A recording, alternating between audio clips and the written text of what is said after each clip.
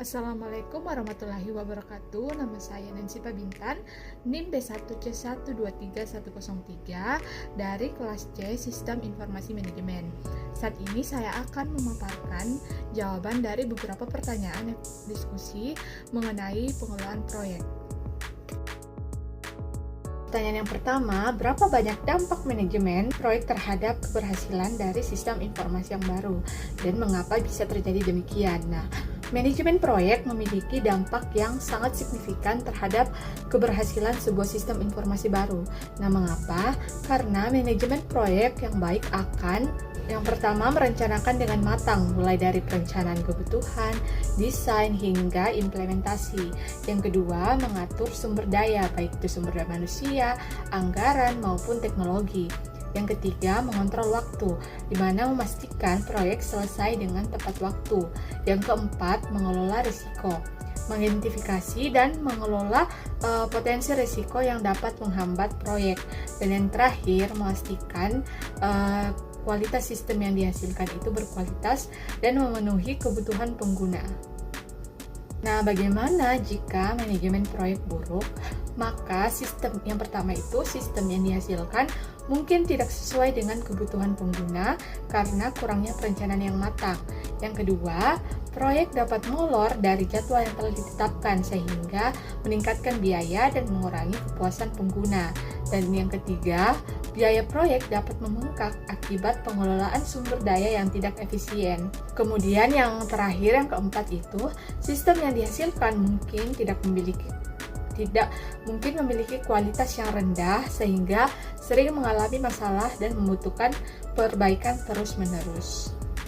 Kemudian, pertanyaan yang kedua dikatakan bahwa sebagian besar sistem gagal karena para pembangun sistem mengabaikan permasalahan dalam perilaku organisasi. Mengapa bisa terjadi demikian? Sistem informasi tidak hanya sekedar teknologi, tetapi juga menyangkut interaksi manusia dengan teknologi tersebut.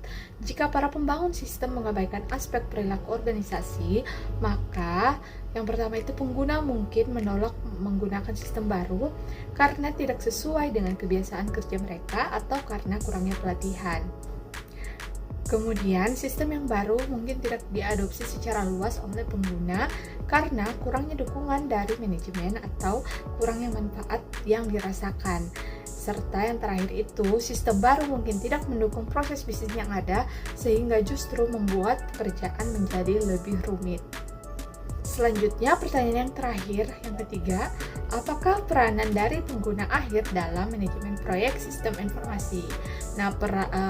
Peran pengguna akhir sangat penting dalam manajemen proyek sistem informasi karena pengguna akhir adalah orang yang akan menggunakan sistem setiap hari sehingga mereka paling mengetahui kebutuhan dan masalah yang ada.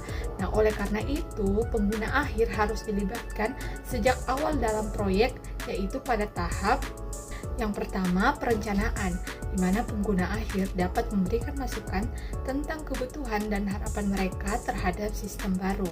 Yang kedua, ada pengembangan, di mana pengguna akhir dapat memberikan umpan balik selama proses pengembangan sistem.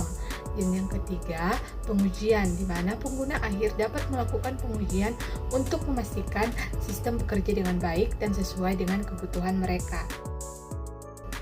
Dengan melibatkan pengguna akhir, maka sistem yang dihasilkan akan lebih sesuai dengan kebutuhan pengguna karena pengguna telah dilibatkan sejak awal.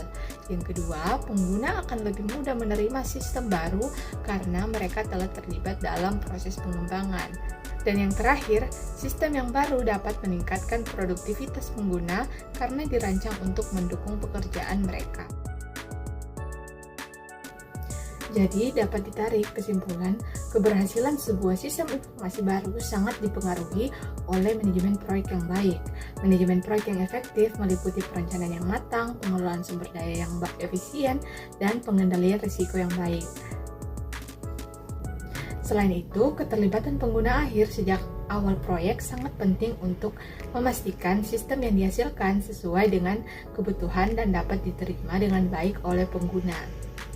Nah, jika sistem proyek buruk atau jika aspek perilaku organisasi diabaikan, maka sistem informasi yang dihasilkan cenderung gagal. Hal ini dapat disebabkan oleh berbagai faktor seperti resistensi pengguna, kurangnya adopsi, dan proses bisnis yang tidak efisien.